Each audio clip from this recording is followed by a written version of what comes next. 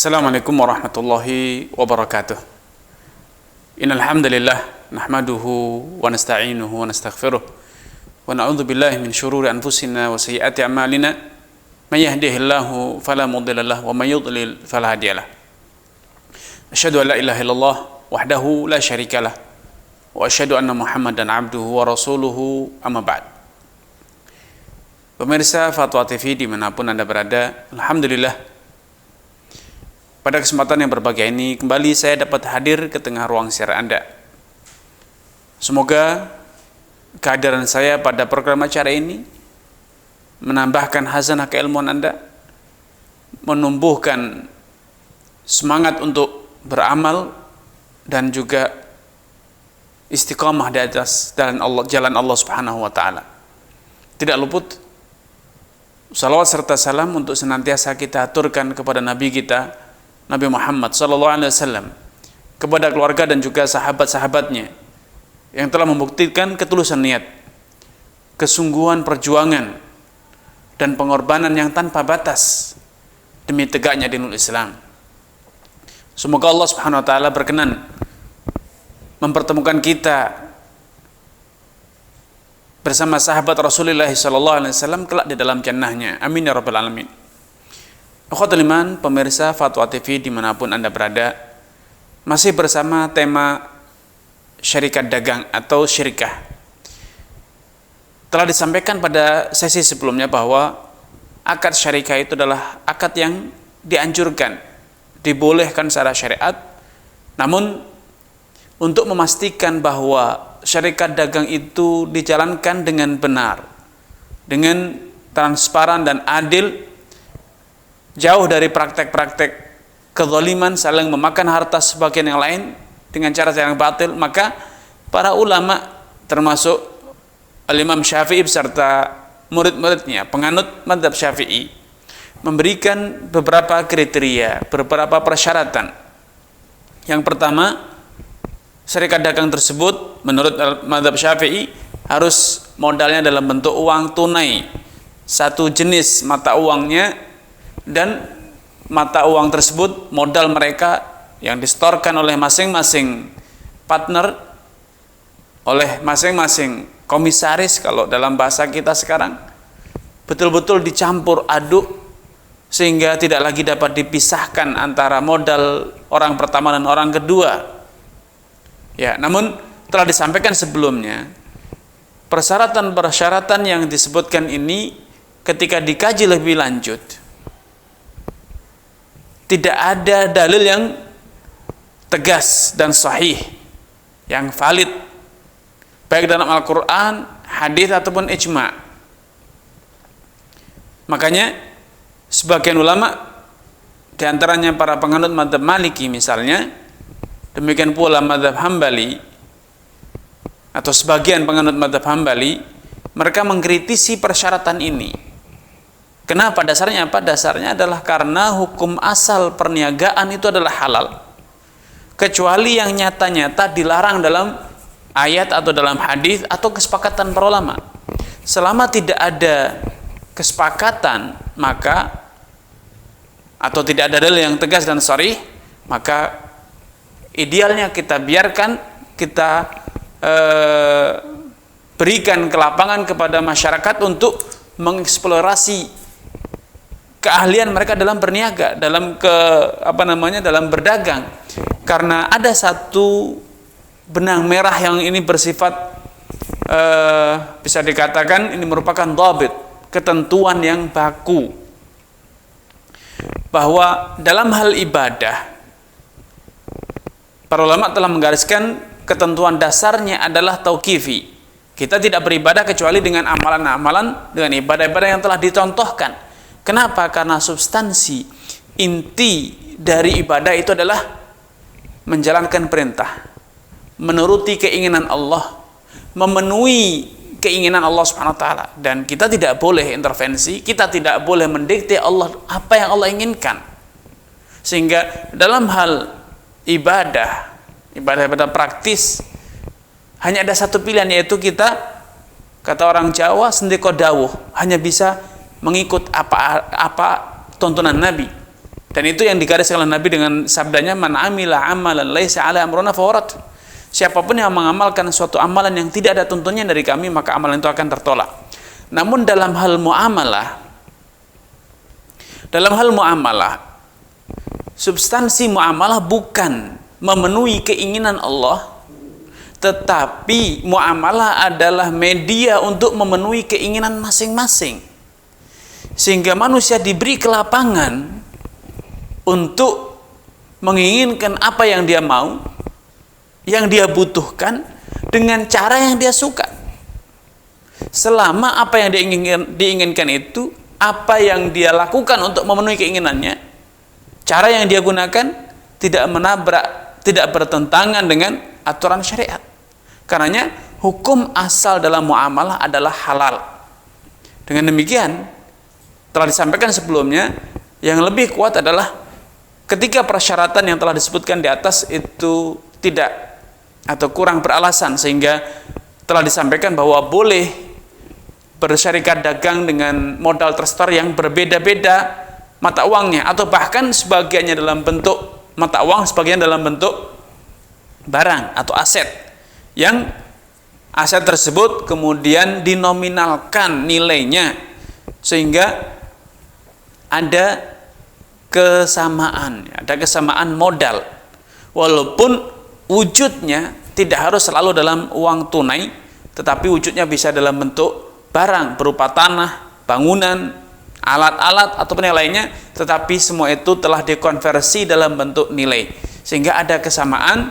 Celah terjadinya gharar, celah terjadinya persengketaan itu betul-betul berhasil atau bisa diminimais, bahkan bisa ditutup. Kemudian al-muallif mulai masuk pada inti dari syarikat dagang, karena tadi telah diutarakan bahwa muamalah itu adalah upaya, itu adalah langkah manusia untuk memenuhi kebutuhannya, memenuhi keinginannya. Dan termasuk dalam bersyarikat, semua orang yang bersyarikat dalam perdagangan pasti ada tujuan, ada mau, ada keinginannya. Apa keinginan mereka? Keinginan mereka adalah mencari keuntungan, ya, mencari keuntungan. Oleh karena itu al-muallif mengatakan, al-Imam Abu Syuja' mengatakan, wa an yakuna ribhu wal khusranu ala qadril malain. Hendaknya ketentuan dalam bersyarikat dagang, kalau terjadi atau mendapatkan keuntungan, demikian pula sebaliknya kalau terjadi kerugian, maka pembagian keuntungan, demikian pula pembagian tanggung jawab atas kerugian yang terjadi harus berbanding lurus dengan komposisi modal masing-masing. Barang siapa yang modalnya sebesar 30%, maka dia hanya berhak mendapatkan keuntungan sebesar 30% dari keuntungan yang berhasil didapatkan.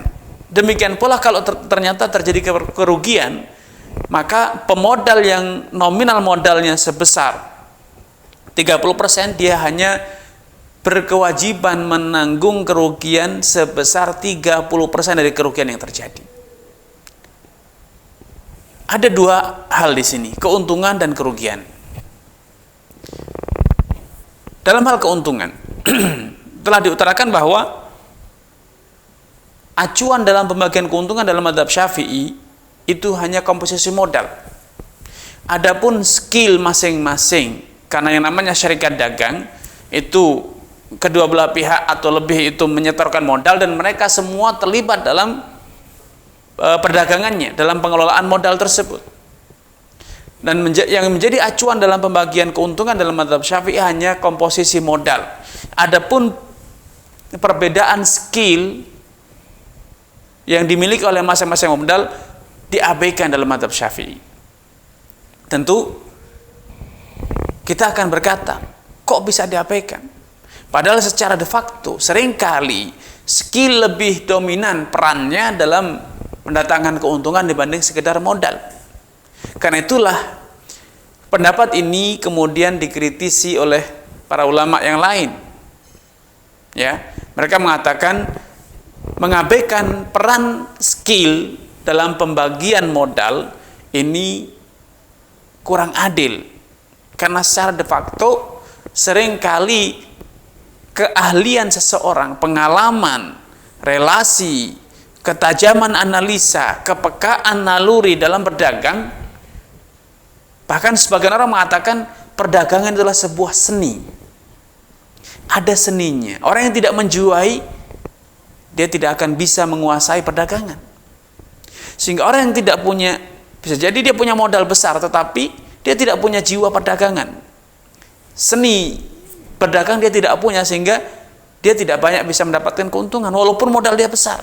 Sebaliknya bisa jadi partner yang modalnya lebih kecil, tetapi dia punya skill, punya soft skill dalam perdagangan, bahkan dia punya seni, betul-betul menjiwai perdagangan, sehingga perdagangan itu bisa dia jalankan dengan dinamis, dengan indah, sehingga bisa mendatangkan keuntungan yang lebih besar.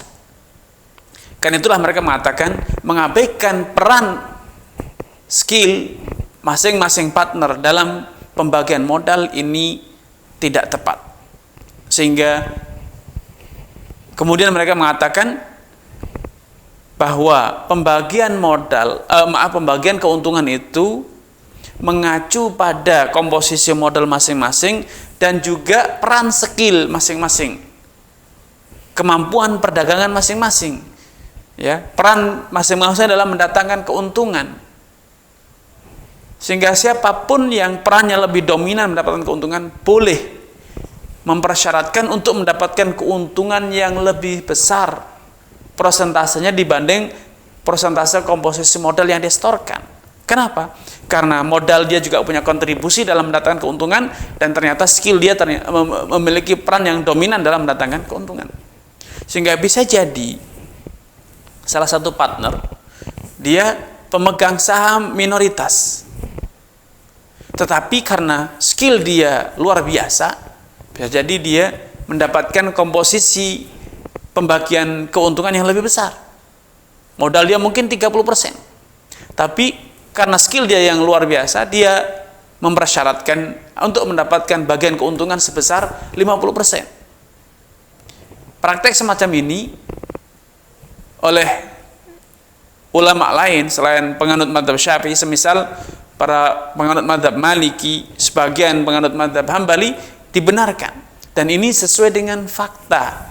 Karenanya wallahu ta'ala alam, mengakomodir peran modal, mengakomodir peran skill, keahlian dalam berdagang, nampaknya inilah yang pendapat yang lebih kuat dan lebih relevan dengan fakta yang ada di lapangan. Sehingga ini lebih dekat pada keadilan. Karena memang salah satu pondasi hukum-hukum perdagangan dalam Islam adalah keadilan. Sehingga aspek keadilan itu betul-betul selalu diusahakan agar nyata dan real dalam setiap hukum perdagangan, hukum interaksi, karena substansi inti dari interaksi komersial sesama manusia itu adalah untuk mewujudkan keadilan. Untuk mewujudkan apa? Keuntungan itu didapat dengan cara-cara yang adil, sehingga tidak ada praktek kezaliman, tidak ada praktek manipulasi, tipu menipu, curang dan yang serupa. Sehingga sekali lagi yang lebih rajih adalah boleh mengakomodir dua peran komposisi modal dan kemampuan berdagang dalam pembagian keuntungan. Tidak harus selalu berbanding lurus dengan komposisi modal. Catatannya asalkan perbedaan komposisi keuntungan dengan modal tersebut dasarnya adalah karena perbedaan skill, bukan karena intimidasi, bukan karena kesewenang-wenangan, tapi betul-betul karena alasan yang relevan, yaitu karena dia lebih dominan dalam peran mendatangkan keuntungan ataupun dalam menjalankan roda-roda unit usaha yang dijalankan. Adapun kerugian telah terjadi konsensus, kesepakatan di kalangan para ulama bahwa kerugian hanya boleh dibandingkan, hanya boleh ditanggung sebesar komposisi modal, ya. Apapun yang terjadi semua partner itu memiliki skill yang sama, modal yang sama, atau memiliki skill yang berbeda dan modal yang berbeda, tetapi ketika terjadi kerugian, maka masing-masing dari mereka hanya menanggung kerugian sebesar komposisi dari modal yang dia setorkan. Walaupun bisa jadi satu dari mereka lebih dominan dalam menjalankan usaha tersebut, ya, sehingga ketika mendapatkan keuntungan dia lebih mendapatkan keuntungan besar, ya. Tetapi dalam hal kerugian, para ulama telah bersepakat kerugian hanya boleh dibebankan sebanding dengan komposisi modal masing-masing, ya. Walikulli wahidin minhuma fashuha matasya. Kemudian al-muallif al-Imam Syuja' mengatakan bahwa salah satu konsekuensi dari hukum syarikat dagang adalah masing-masing dari mereka, dari komisaris, para pemegang saham, berhak untuk keluar dari persyarikatan kapan saja dia mau. Dia boleh menghentikan keikutsertaannya dalam perusahaan tersebut kapanpun dia mau, ya. Namun ketika satu dari partner, satu dari pemodal, atau yang sering diistilahkan dengan komisaris, memutuskan untuk keluar dari kerjasama, maka perlu diperhatikan. Yang pertama, walaupun keluar dari perusahaan itu adalah hak, tetapi bukan dengan cara semena-mena, ya. Dia keluar itu tidak boleh berdampak negatif pada partner, sehingga tidak sembarang waktu hari ini saya berhenti, hari ini juga modal saya harus kembali. Tidak bisa seperti itu, karena Anda mengambil hak, Anda menggunakan hak, itu adalah wewenang Anda. Tetapi ketika Anda menggunakan wewenang Anda, tidak boleh berdampak pada kerugian atau menyakiti partner Anda. La dharara wa la dirar. Sehingga harus ada kompromi. Anda memberikan konfirmasi terlebih dahulu bahwa Anda ingin memutuskan keluar dari perusahaan atau berhenti, ingin menjual saham misalnya, atau ingin menarik seluruh modal. Tidak serta-merta sekonyong-konyong ketika Anda menginginkan, seketika pula Anda bisa mengambil modal Anda kembali, ya. Apalagi kalau ternyata modal Anda sudah diputar, maka perlu ada pembukuan, ada pendataan untuk mengetahui posisi keuangan perusahaan. Apakah ada keuntungan atau kerugian? Tidak bisa Anda secara sepihak, modal saya 100 juta, sekarang kembalikan 100 juta. Harus ada pembukuan untuk diketahui apakah setelah berjalan sekian lama ada keuntungan sehingga Anda berhak mendapatkan keuntungan, atau ada kerugian, Anda menanggung kerugian tersebut, ya. Yang kedua, metode berhenti dari usaha kerjasama dalam persyarikatan dagang itu ada dua model. Yang pertama, betul-betul unit usaha itu dibubarkan, ya, seluruh asetnya dilelang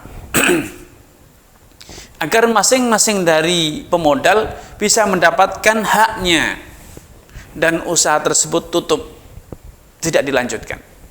Ini model pertama.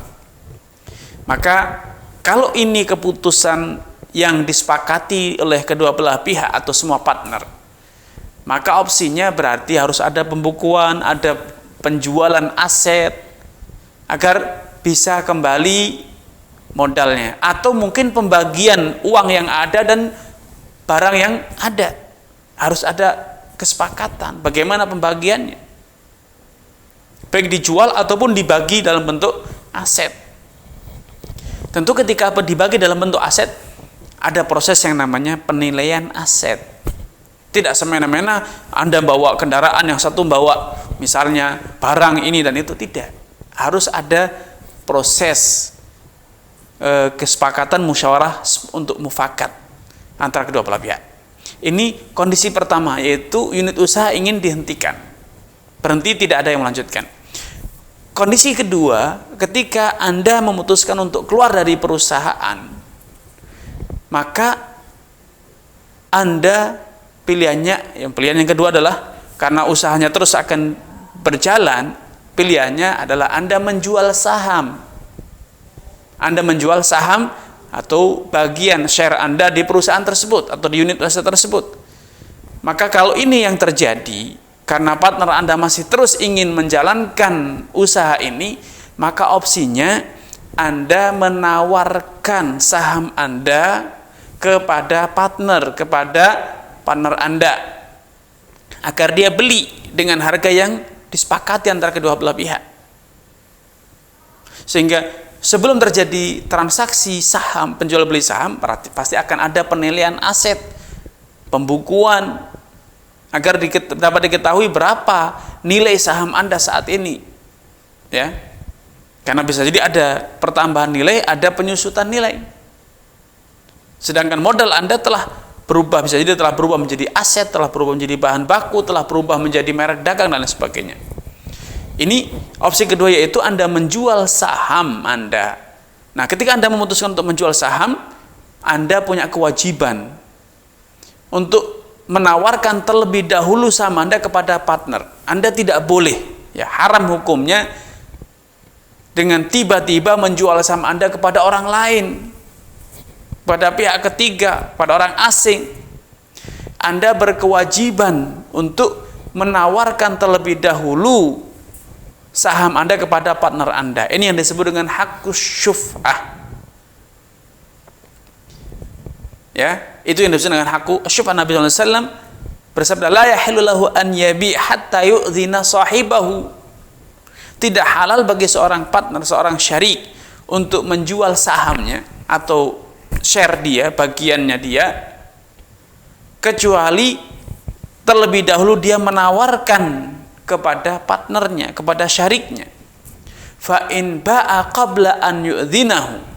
Kalau ternyata Anda lancang menjual tanpa menawarkan terlebih dahulu kepada partner, kepada syarik Anda, maka fahuwa ahaqqu bihi. Maka partner Anda lebih berhak untuk membeli paksa. Dia lebih berhak untuk membeli paksa saham Anda dengan nilai jual yang sama, tidak kurang tidak lebih. Kalau ternyata saham Anda dijual kepada orang ketiga tanpa sepengetahuan partner Anda, yaitu orang kedua, dijual dengan harga 1 miliar, maka ketika partner Anda tidak rela, dia berhak mengajukan klaim ke pengadilan bahwa Anda menggunakan hak syuf'ah, atau yang dikenal dalam dunia perdagangan disebut dengan hak preemption, hak mendapatkan penawaran terlebih dahulu. Sehingga ketika dia mengajukan dan menyatakan akan membeli, maka dia akan diberikan kewenangan oleh pengadilan untuk membeli ulang saham Anda senilai harga jual yang Anda lakukan, yang Anda berikan. Nah, ini langkah pertama, yaitu Anda menawarkan kepada partner Anda. Kalau ternyata partner Anda merasa keberatan, tidak setuju, atau tidak mau membeli saham Anda, barulah Anda menawarkan kepada orang luar untuk dibeli oleh pihak ketiga. Ini cara kedua, kondisi kedua, agar Anda bisa keluar dari kesepakatan syirkah dengan orang lain, ya. Sehingga apapun yang terjadi, kondisi pertama atau kedua, Anda tidak bisa serta-merta memutuskan hari ini berhenti, hari ini Anda mendapatkan uang Anda kembali. Tidak.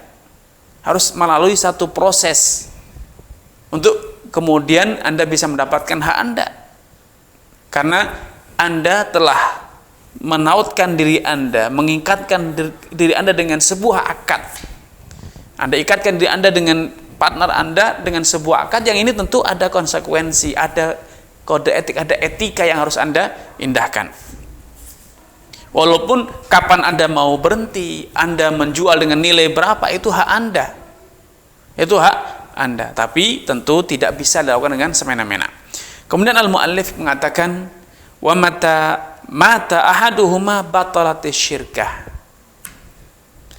Dan tatkala satu dari partner itu meninggal dunia, satu dari syuraka yang berserikat dagang itu meninggal dunia, maka secara otomatis menurut mazhab Syafi'i persyarikatan dagang itu bubar. Batalatis syarikah. Batal, bubar. Tidak bisa dilanjutkan. Walaupun yang meninggal itu memiliki ahli waris. Kenapa? Karena menurut mazhab Syafi'i, syirkah itu adalah sebuah ikatan, sebuah komitmen yang tidak bisa diwariskan. Sehingga yang terjadi ketika satu dari partner meninggal dunia, maka harus dihentikan perusahaan tersebut, bubar, untuk dibagi aset, bagi keuntungan, bagi modal, kembalikan modal kepada masing-masing syarikat. Tentu ini suatu hal yang kalau kita bandingkan dengan fakta yang ada di lapangan, kita dapatkan jauh berbeda. Secara de facto sekarang para pendiri perusahaan satu demi satu meninggal dunia dan perusahaan terus berjalan. Sedangkan sahamnya apa?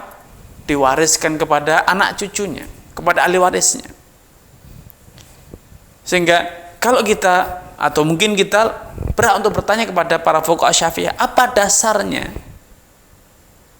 Ya, dasarnya adalah karena para fuqaha Syafi'iyah menganggap syirikah itu adalah sebuah komitmen untuk memberikan izin bertransaksi, mengelola, dan komitmen untuk menanggung kerugian.